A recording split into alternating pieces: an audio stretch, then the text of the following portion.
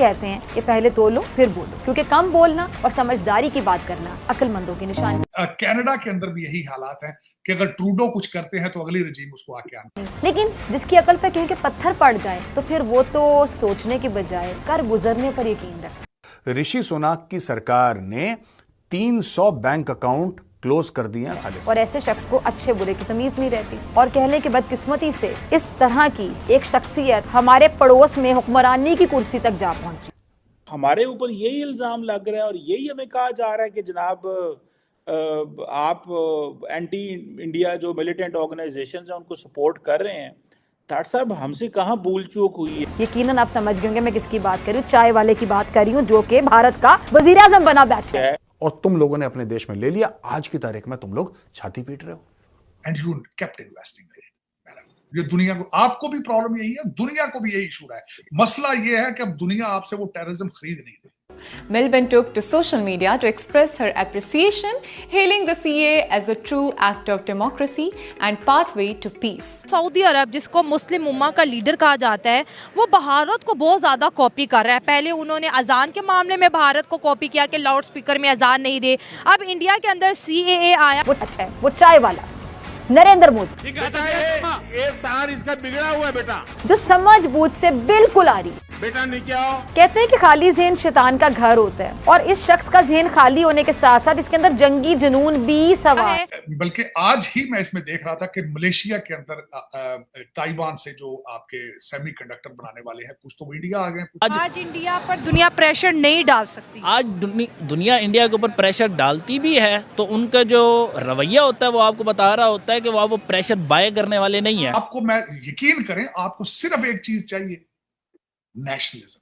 वो अगर कहीं से आपको मिल जाए, मेरे जैसा बंदा जब बात करता है, आपको मोदी साहब की मिसाल लेता है तो गले पे आए, जो कहते आधा एजेंट है। लेकिन मैं ये कहता हूं कि तो और दो ले लो यार, तुझे नेशनलिज्म किसी और जगह से ले ले। हेलो, जय हिंद दोस्तों, SP न्यूज़ 91 में आपका स्वागत है। दोस्तों मैं आपको बता दूं कि कनाडा के अंदर जो इंडियंस काम करते हैं उन पर जो खालिस्तानी लोग हैं उनका बार बार प्रेशर आ रहा है और वो कहीं ना कहीं उन पर हमला कर रहे हैं। मैं आपको बता दूं, कनाडा के उच्च आयुक्त में काम कर रहे सत्येंद्र कुमार वर्मा पर खालिस्तानियों ने धारदार तलवार से हमला किया, जिसके बाद कनाडा की पुलिस ने, जो कि वीडियो बहुत ही ज़्यादा वायरल हो रहा है, आपने क्लिप्स में स्टार्टिंग में देखा भी होगा, कनाडा की पुलिस ने उन खालिस्तानियों को जूते मार मार और लाठी डंडियों के साथ उनका स्वागत कर उन्हें भगाया। यानी कि आप समझ सकते हैं कि जिस तरीके से एक बार पाकिस्तान ने जो आतंक गतिविधि करता रहता है, पाकिस्तान को ही आज भारी पड़ रही है, जो उसने आस्तीन के सांप पाले हैं। कनाडा का भी हाल कुछ ऐसा ही होने वाला है। खालिस्तानी एक टाइम आएगा कि कनाडा पर हावी होते नज़र आ भी रहे हैं और आगे आगे होते भी रहेंगे। तो दोस्तों मैं आपको बता दूं कि पाकिस्तान जिस तरीके से आज इंडिया के साथ ट्रेड करने में बिल्कुल तरस रहा है, जिसमें डॉक्टर S जयशंकर ने साफ साफ तौर पर एक यूनाइटेड नेशन के अंदर कहा था कि पाकिस्तान अपना हमें पोक को छोड़ दे और अपने जो उनका आतंकी संगठन है, जो उनकी आतंकविधि गतिविधियाँ हैं, उनको छोड़ दे तो ही पाकिस्तान ट्रेड के बारे में सोच सकता है। अब ये कनाडा में जो मामला हुआ, इस पर पाकिस्तानी मीडिया क्या रिएक्शन दे रही है, क्या उनके विचार हैं, क्या उनकी जहालत सामने निकल कर आ रही है, सब कुछ इस वीडियो में मेंशन किया गया है, इसलिए वीडियो को अंत तक जरूर देखिएगा। तो आइए दोस्तों वीडियो को स्टार्ट। ऋषि सुनाक की सरकार ने 300 बैंक अकाउंट क्लोज कर दिए हैं खालिस्तानियों के। 300 बैंक अकाउंट खालिस्तानियों के क्लोज कर दिए हैं, और इसमें बताया गया है कि इसमें करीब 100 करोड़ का माल पकड़ा गया, और बोला है कि 5000 बैंक अकाउंट अंडर स्क्रूटनी हैं, और कहते हैं कि गुरपतवंत सिंह पन्नू का अकाउंट फ्रीज कर दिया, फिर हमें नहीं पता ये खबर सच है कि गलत है। I am not sure. ठीक है ना।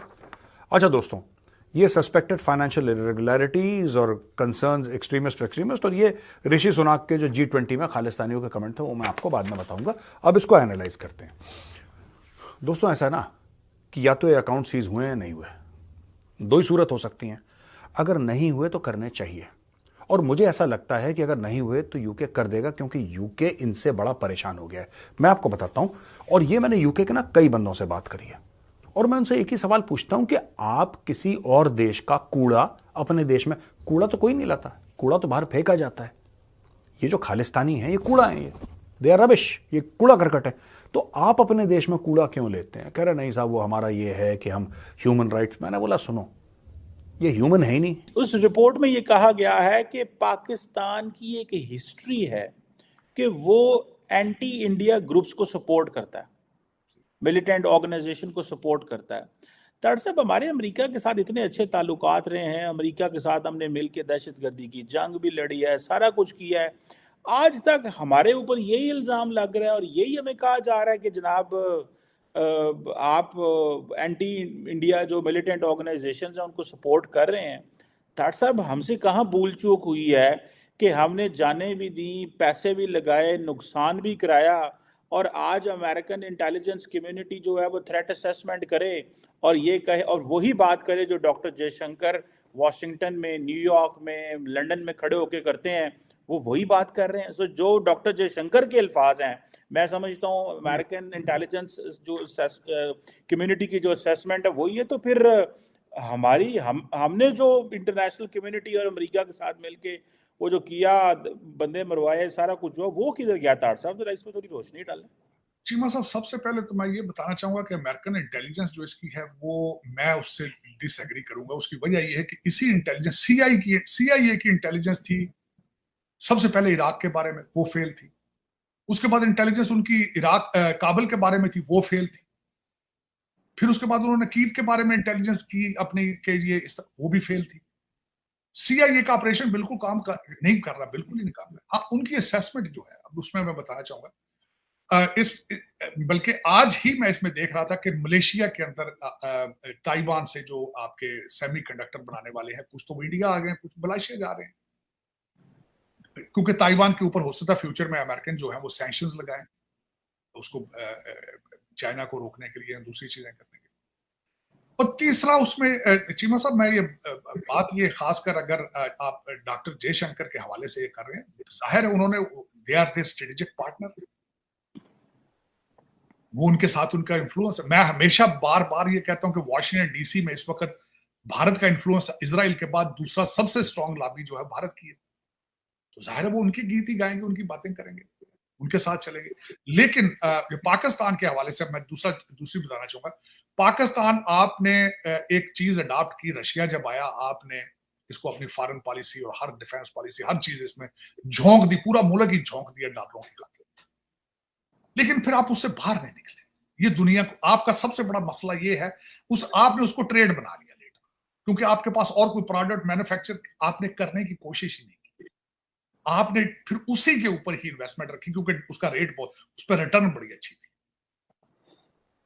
वो जो थी ना ऑर्गेनाइजेशंस बनाना, फिर दुनिया को ब्लैकमेल करना, फिर कहना आज we just got the al-Qaeda number 3 from Faisalabad, we just got the Taliban फलाना नंबर 4 फ्रॉम कराची, वो बड़ा अच्छा रहा। उसमें डॉलर पड़े थे, ट्रेड बड़ा प्रॉफिटेबल था। आपने कहा कि फैक्ट्रियों से क्या बचेगा, ये सबसे अच्छी प्रोडक्ट यही है, and you kept investing in it. ये दुनिया को, आपको भी प्रॉब्लम यही है, दुनिया को भी यही इशू रहा है। मसला ये है कि अब दुनिया आपसे वो टेररिज्म खरीद नहीं रही। आपका TTP इशू इस वक्त भी आपका खुद बनाया हुआ ये TTP इशू है। आप मुझे ये बताएं बात, आप चीमा साहब, मेरा क्वेश्चन आप, मैं इसके रिटर्न में क्वेश्चन करना चाहूंगा आपसे। आप कहते जाने आपने मारी, हम मारे गए, लुट गए, हमने ये कर दिया, ठीक किया, बड़ा पैसा बड़ा बनाया, कंटेनरों में आपने लिया, इतना पैसा, आपकी बेसमेंटें अभी भी इस्लामाबाद लाहौर में घरों में भरी पड़ी डालों से। चीमा साहब मुझे ये बताएं, पिछला रजीम था आपका, मुर्शिद पाक थे, वो तो TTI पे रिहेबिटेट कर रहे थे, वो तो TTP जेलों में थी, उन्होंने छोड़ दिया था उनको। फिर आपने सेलिब्रेट किया, TTP ने जब तालिबान गए तो आपने झंडे लगाए, इस्लामाबाद की मस्जिदों पे ऊपर आपने जश्न मनाए। दुनिया का कसूर है?